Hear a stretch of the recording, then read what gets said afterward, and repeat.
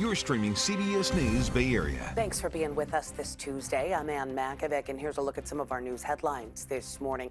3 crew members critically injured after a medical helicopter crashed onto a highway near Sacramento. This happened just after 7 last night after taking off from UC Davis Hospital. A driver recorded the moment it happened.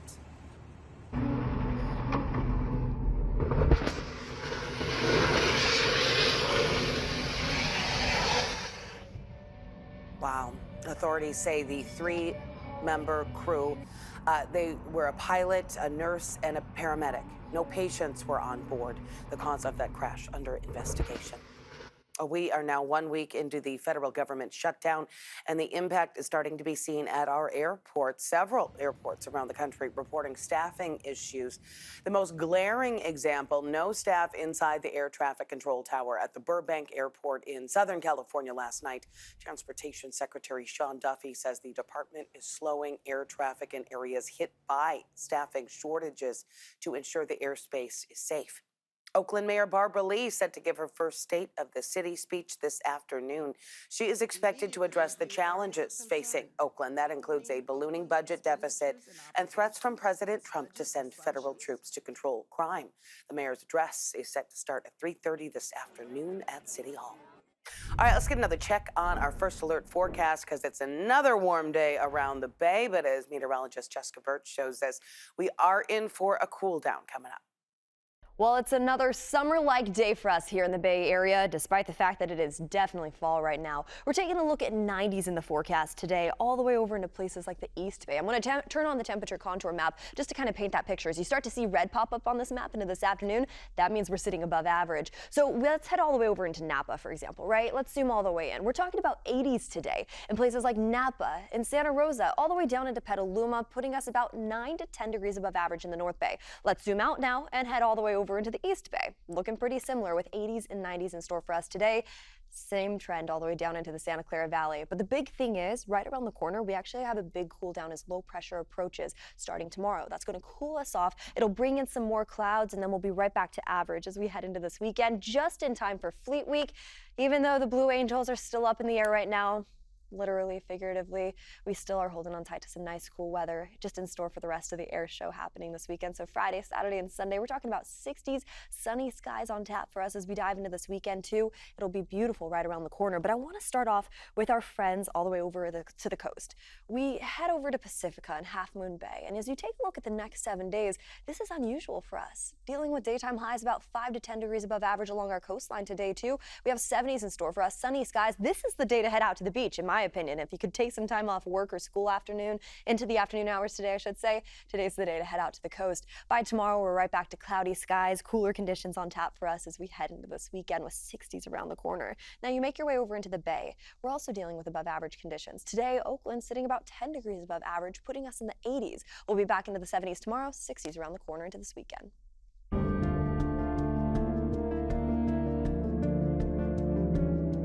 Both Democrats and Republicans appear locked in their positions as the government shutdown reaches day 7. Democrats are demanding a measure that includes an extension of health insurance tax credits. President Trump said he's willing to work with Democrats on the issue, but only after the shutdown ends.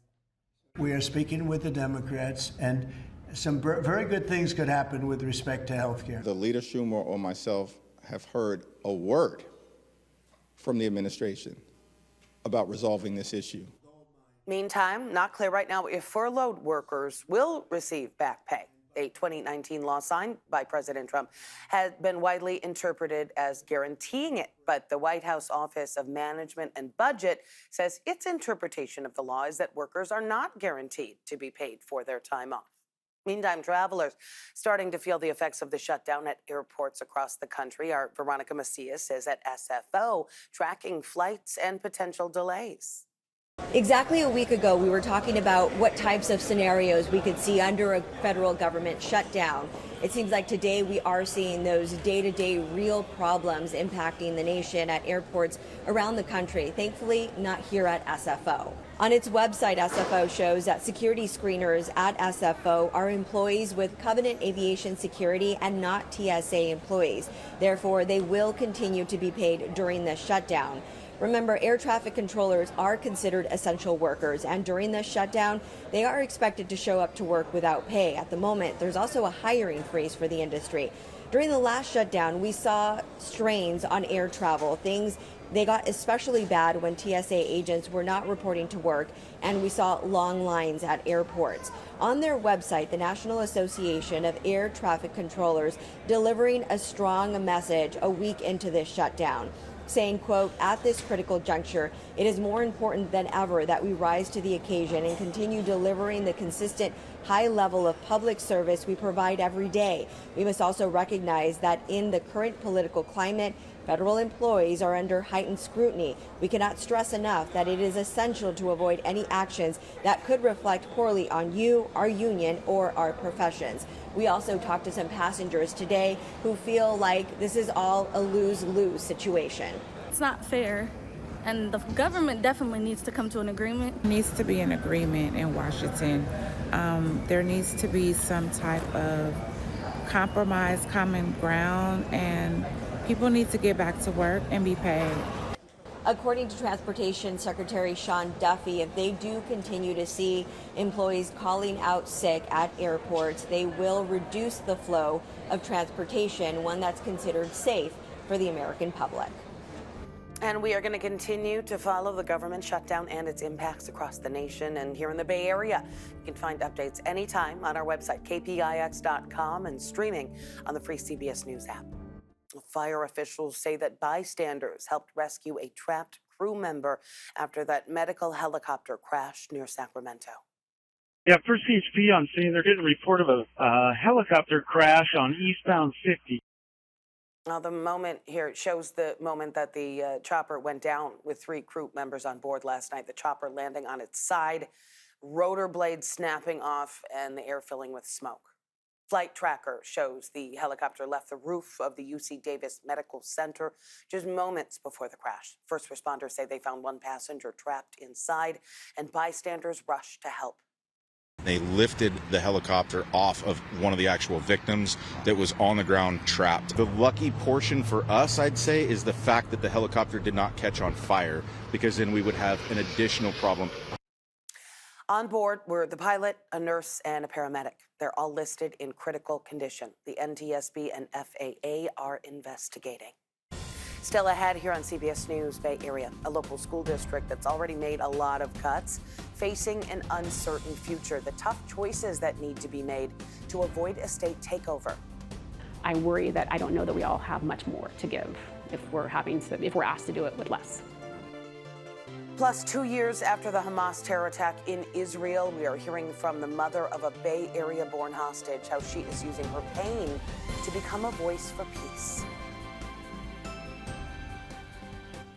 Well, it's an unusual day because we're talking about 70s in places like the coast as we head into this afternoon with sunny skies. This is a more summer-like setup for us, of course, but at the same time, let's be honest, our summer usually comes late here in the Bay Area. So we're gearing up for nice warm weather today. It'll cool down a little bit more by tomorrow, and you head over into the Bay, closer to places like San Francisco and Oakland. Well, we're still dealing with sunshine today too, but we cool down fast by tomorrow. 60s in store for us right around the corner as we head into Thursday and Friday with a chance of drizzle right around the corner to kick off the weekend. School leaders in Santa Rosa considering more drastic cuts to avoid something that's never happened in the district's history, a state takeover. The district has already cut back on staff and closed or merged some schools, but that has not been enough. District officials warning they need to make $10 to $15 million more in cuts before February. Kenny Choi introduces us to one teacher who's worried what that would look like.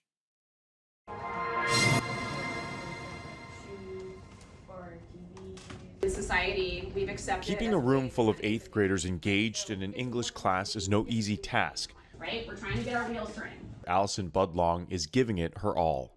We can only do so much as human beings. We can only stretch ourselves so thin for so long. Students at Santa Rosa Middle School and High School are on the same campus after 6 schools shuttered this year, helping the district, according to school officials, shave $25 million off the budget. But the fiscal nightmare continues. Budlong says class sizes could soon become an issue. We're seeing huge numbers in students. We have a lot of students on campus. And that's another layer of kind of not as much staff, is that most of the classes are pretty packed to their limit. More than 150 positions were cut last spring. Layoffs are looming once again. Amy Carter is Sonoma County Superintendent of Schools. It's unfortunate, but this means really aggressive layoffs in that system. There's just no way around it. Carter recently informed school leaders the district is at risk of running out of cash by the start of the next fiscal year. The County Office of Education also highlighted growing deficits triggered by compensation increases are serious concerns. As soon as possible, we're hoping that Santa Rosa City Schools is going to push forward a list of how and where they intend to cut. Open your book. If the district enters state receivership, Santa Rosa City Schools would become the first Sonoma County school district to lose local control.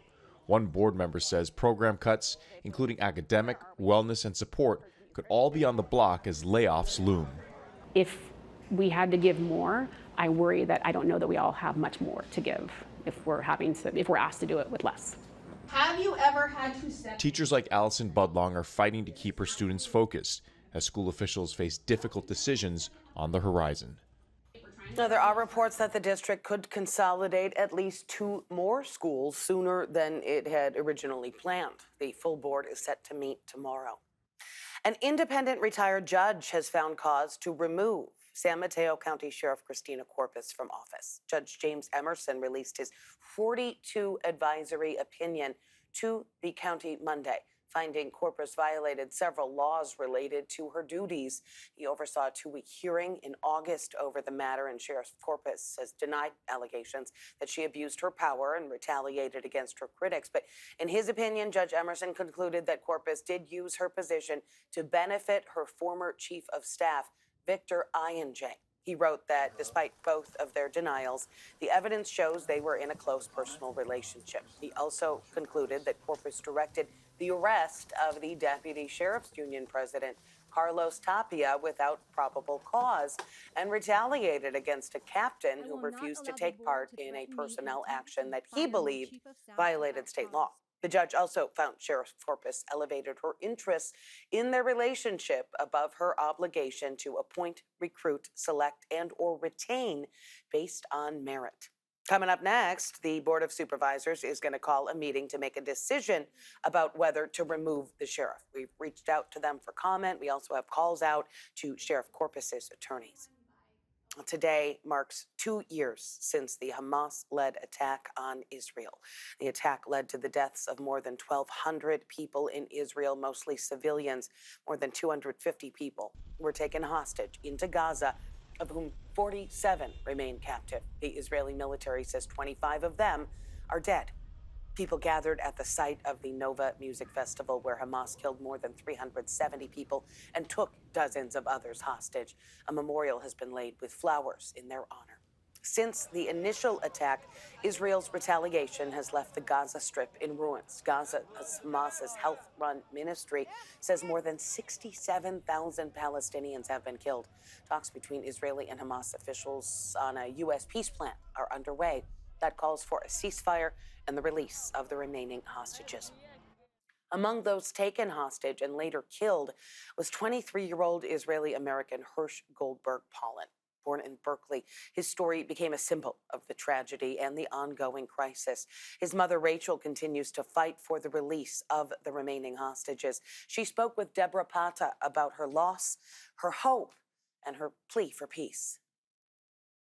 I think when it's a child, it's a unique brand of torment.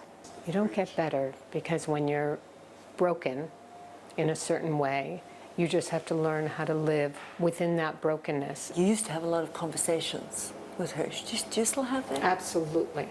And now I say, good morning, my sweet boy. Let me feel your love and your light today. No more pain, just love and strength.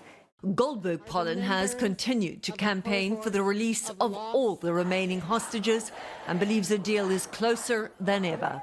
There are 42 hostages who were taken alive and survived for hundreds of days and were killed in captivity.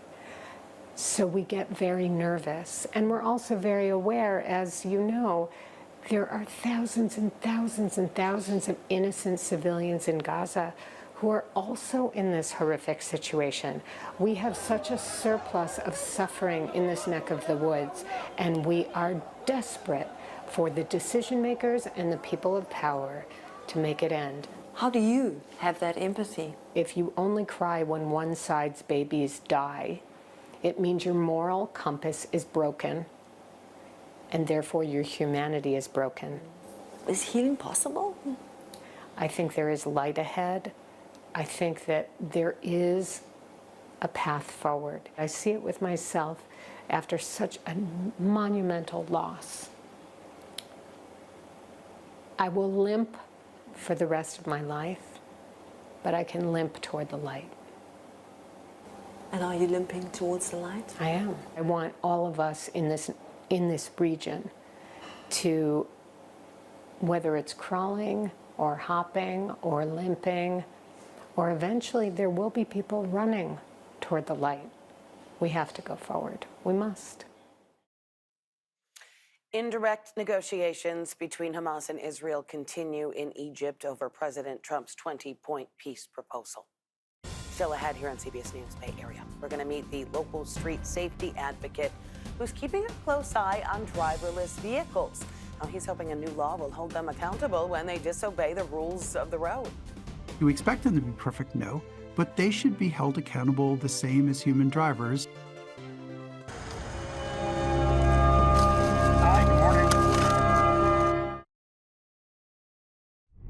Yesterday, at least as we kicked off this week, we were dealing with some stronger, gustier winds into the evening hours tonight. Well, those winds are actually relatively light. Here's our wind speeds, and here's our map just at the the bottom of the screen. You see that timestamp showing 2 o'clock, 3 o'clock, up to around 12-mile-per-hour wind gusts pushing in from the west in places like San Francisco. Really not too bad as we kick off this week. Now, by this weekend, some changes are going to happen. You take a look at our inland forecast and the Bay forecast. Along the Bay, we're jumping from the 80s to the 70s to the 60s within a 3-day range as low pressure starts to move in. It's going to cool off fast into this weekend. Luckily, we hold on tight to sunshine just in time for Saturday and Sunday for the air show. You make your way over into our inland spots, places closer to the East Bay, gearing up for another day of a lot of heat. 90s in the forecast today. Low pressure jumps us down into the 70s. And we'll hold on tight to 70s as we head into this weekend as well. Saturday and Sunday, just like the Bay, looking beautiful, sunny and warm, but at least we're back to average for those daytime highs. Well, even Waymo admits its driverless cars are still learning all the rules of the road. We told you about a Waymo that recently made an illegal U-turn in San Bruno. Now our Max Darrow speaks with a traffic safety advocate who says despite some road bumps, these autonomous vehicles might be the key to safer roads. But I've been pretty impressed. I think they seem to drive smoothly. I mean, you can see his turn signal's on. That's great. With Waymos venturing further down the peninsula, he's being patient. He's not trying to get into that little gap. Mike Swire likes what he sees so far. Anecdotally, they seem to drive fine to me. I've certainly seen a lot worse from humans.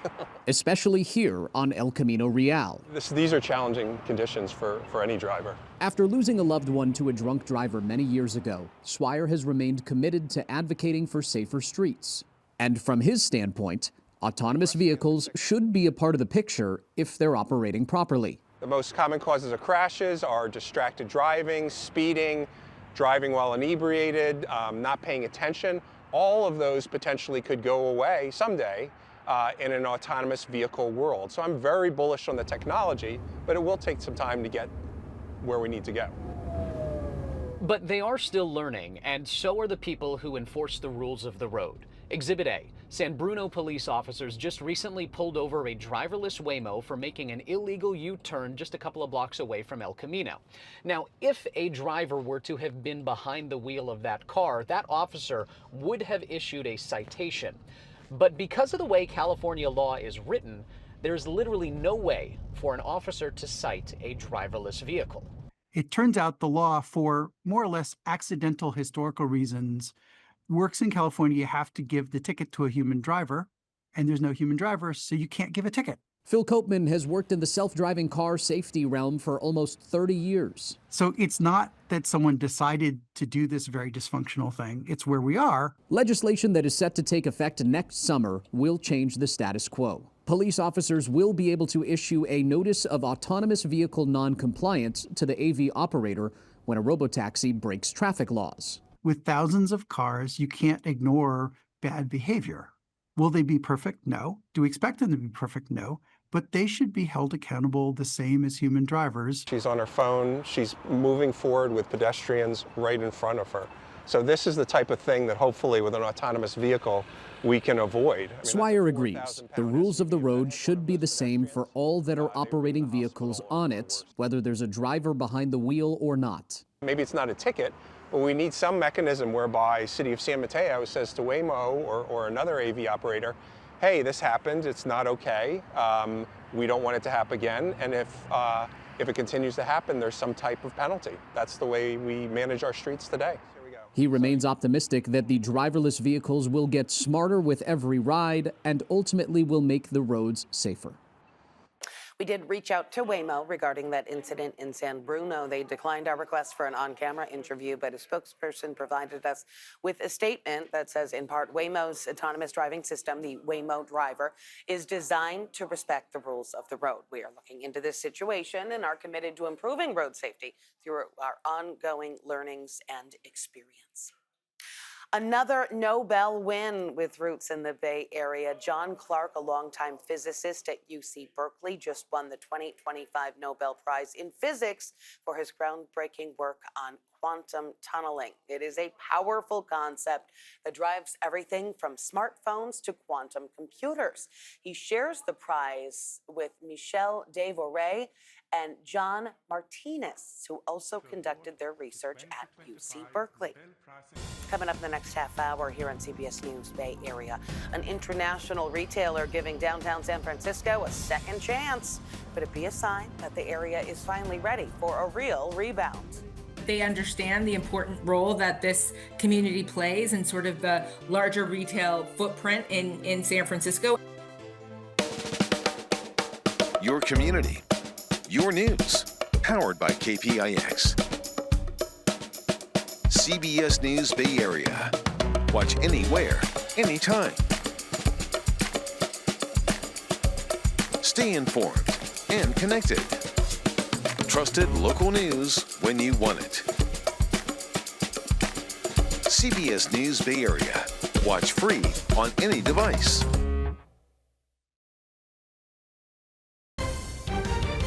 You're streaming CBS News Bay Area. Thanks for being with us this Tuesday. I'm Ann Makovic, and here is another look at some of our news headlines today. 3 crew members critically injured after a medical helicopter crashed onto a highway near Sacramento. Happened just after 7 last night after taking off from UC Davis. Authorities say the 3 crew members were a pilot, a nurse, and a paramedic. No patients were on board. The cause of the crash is under investigation.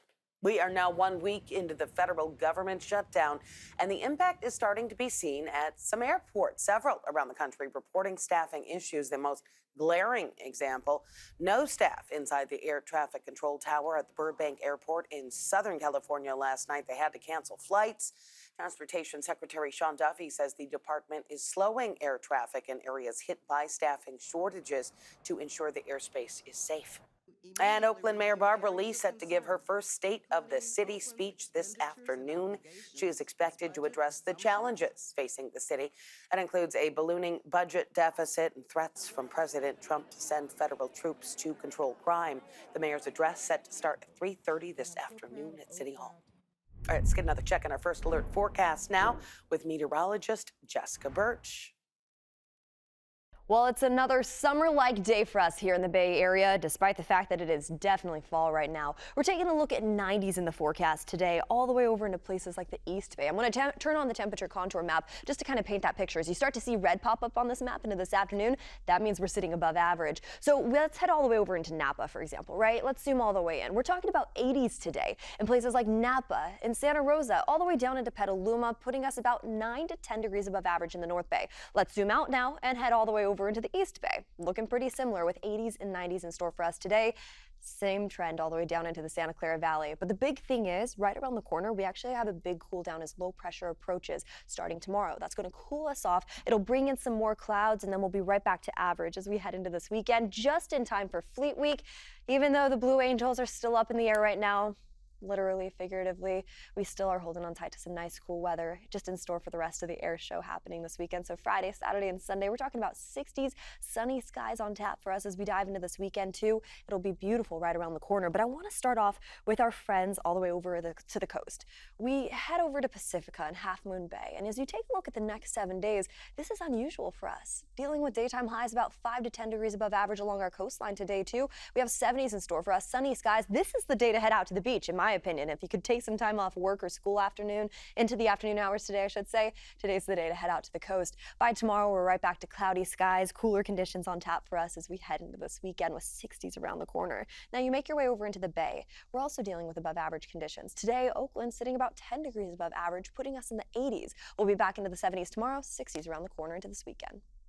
Well, California is suffering an insurance crisis. Major wildfires have caused private insurance companies to deny coverage or leave the state altogether. And that leaves hundreds of thousands of homeowners with the insurer of last resort, the California Fair Plan. And while it's never been cheap, as John Ramos explains, it could get a lot more expensive. The entire city of Clayton shares a common zip code, 94517. And hundreds of homeowners here share something else. They've all been kicked out of their insurance companies and sent to the California Fair Plan, which means they have one more thing in common. Their insurance rates may be going up big time.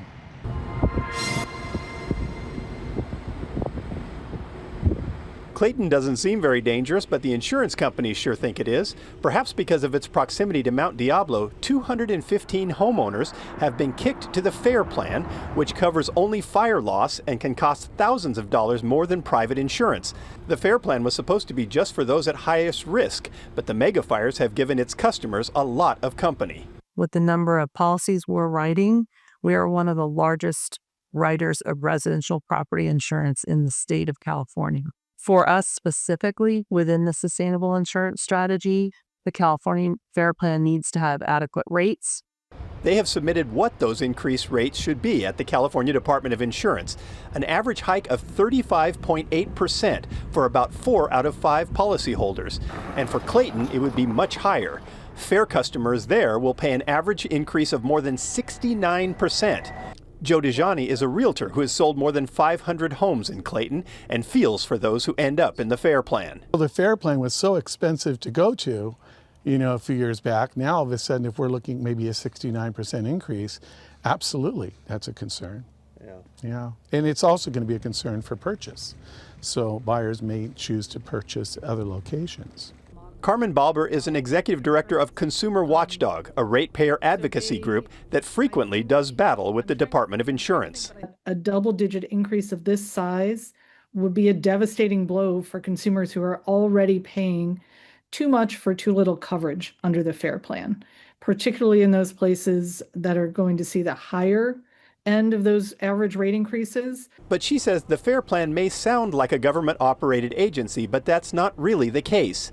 Its inner workings were recently studied by the Climate and Community Institute. And in the case of California, we found that 100% of the representatives that have voting power in the governing committee of California's Fair Plan were industry executives or company representatives, which just shows that these fair plans are not fulfilling their mandate or reflecting the fact that they're public policy, but instead are run for and by private insurers, basically. Usually the story is Fair Plan, the state insurer of last resort, and people hear state insurer, and that's all you get. And so, no, I don't think most people know that the Fair Plan is run by the very people who screwed them over to begin with.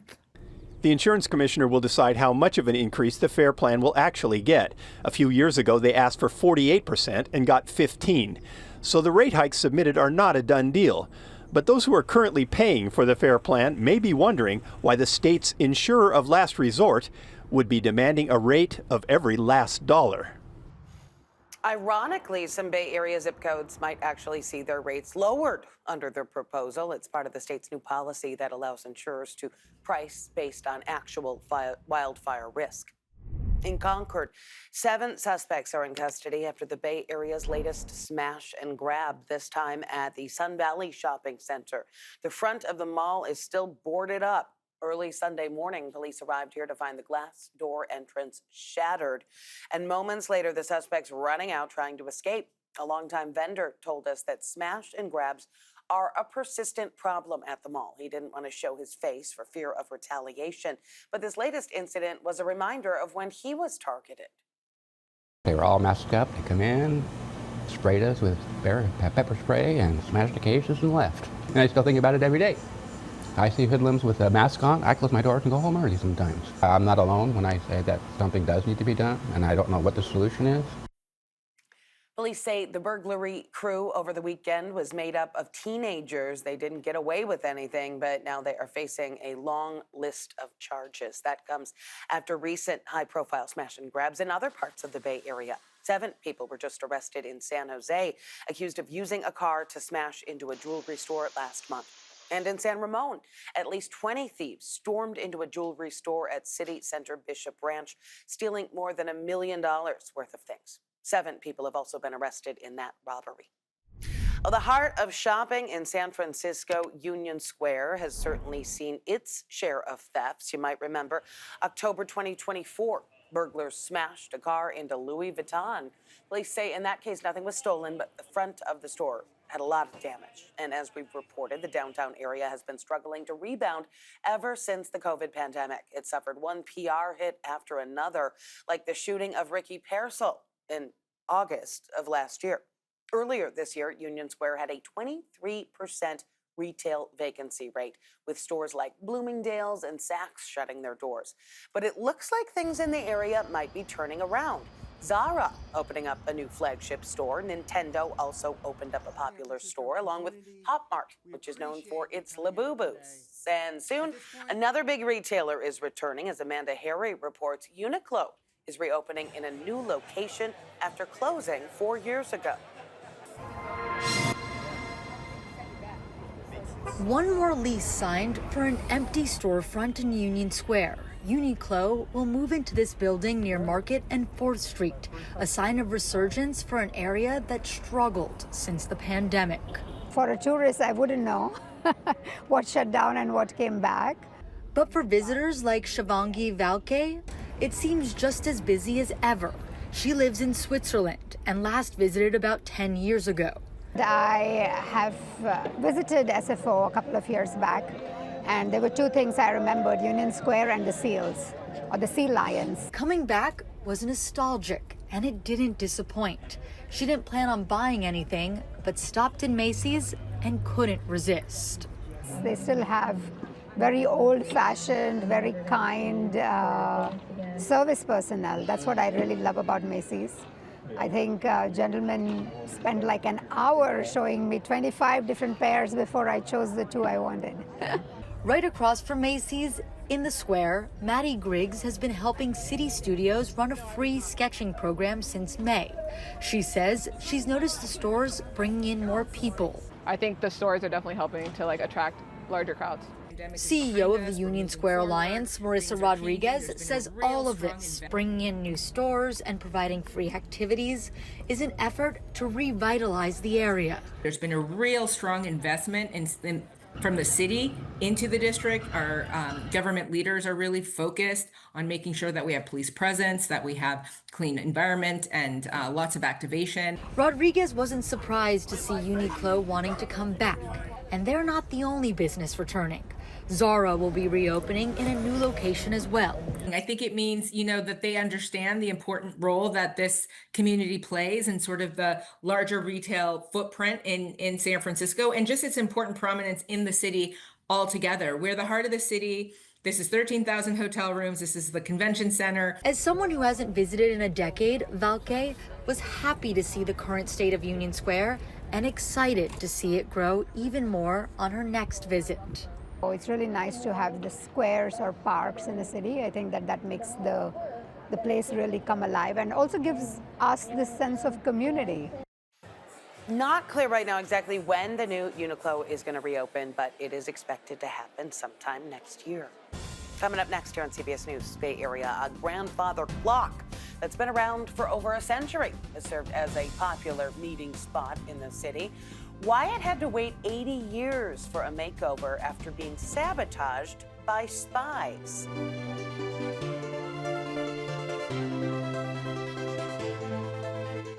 Well, it's an unusual day because we're talking about 70s in places like the coast as we head into this afternoon with sunny skies. This is a more summer-like setup for us, of course, but at the same time, let's be honest, our summer usually comes late here in the Bay Area. So we're gearing up for nice warm weather today. It'll cool down a little bit more by tomorrow, and you head over into the Bay, closer to places like San Francisco and Oakland. Well, we're still dealing with sunshine today too, but we cool down fast by tomorrow. 60s in store for us right around the corner as we head into Thursday and Friday with the chance of drizzle right around the corner to kick off the weekend. Well, the Westin St. Francis Hotel in San Francisco showcasing the opening of a new Michael Mina restaurant and something called the Eighth Rule. That's a bourbon-driven bar developed in part by Steph Curry. But that's not all that's driving people to the hotel. There is something that had been in the St. Francis lobby for a century and has served as an iconic meeting point. When I was a kid, everybody knew what Meet Me Under the Clock meant. It meant this clock in the St. Francis Hotel. It didn't mean any other clock. Everybody in the city knew Meet Me at the clock or under the clock. Meet me in the lobby of the St. Francis under this clock. But the clock hadn't been itself lately. In fact, not since 1945, when it was sabotaged by spies. Brian Hackney shows us the tale of the St. Francis clock. In the lobby at the Westin St. Francis Hotel in San Francisco, one of their most famous showpieces is being prepared for a moving experience. The clock has been part of the St. Francis since 1907, and people have been meeting under the clock for generations. The famous timepiece is finally running like clockwork again. 80 years after Russian spies nearly destroyed it. Hey, Kelly, you know the digitized picture? Clifton Clark is the general manager of the Westin St. Francis. You're a history buff. I am. People refer to me as a historian. I always think maybe they're just referring to my age. Keep going down, keep going, let it go down, let it go down. Let it go. Today, his famous clock is getting back to where it once belonged. We are going to be moving the clock from the lobby back into its original space that it's always been. It's also back in its original shape. So what's it say out here? Thanks to Dorian Clare. Dorian manages a shop of his own in San Francisco. Dorian came to meet with us and he said, you know, I take care of the clock at the Ferry Building. I take care of the clock at Stanford. And I told Dorian, I said, I don't know what you're going to charge me, but you are hired. It was not easy getting it back in gear. Under 15. Because it's been here for almost 120 years. Right after the hotel was reopened after the 1906 earthquake. The year after the 1906 quake burned out the 2-year-old hotel, the rebuild incorporated synchronized clocks in every room, with this as the master timekeeper, sending electric pulses to every clock in the hotel, keeping them perfectly synchronized until the Russians cut the cord. San Francisco, April 25th, 1945. For 2 months, leaders of 50 nations filed into the city for a conference that would ultimately produce the UN. The Russian delegation stayed at the St. Francis, from Gromyko to Molotov. And in every room at the hotel, The Russians heard this clicking, and they assumed that clicking must be some form of a spy device, so they yanked the wiring out of the wall. And the master clock didn't work any longer. The quick fix, running the clock with an electric motor, and then by battery, like a quartz watch. That would tick off any historian. It's a shame that the clock is working on a quartz crystal and not the the mechanism that it was designed to work off from. So it was time to redeploy 400-year-old technology. What are you doing? Oh, just putting the pendulum back in to see it swing and see it keep time. We came along and we fixed the old weight-driven wind-up electromechanical movement, which is running today. So for the first time since 1945, the clock is back in place, driven by a pendulum, running like clockwork. It should stay within maybe 5 seconds a month. And while modern technology is purposely obsoleted within a few short years, the life expectancy of this is literally hundreds of years if they take care of it. So people from the 23rd century can continue to meet under the clock at the Westin St. Francis. What a story. To check out the clock for yourself, the hotel is located at Powell and Geary Street by Union Square. Coming up here on CBS News Bay Area, Barks and Blessings in San Francisco, a special tradition honoring the saint this very city was named after.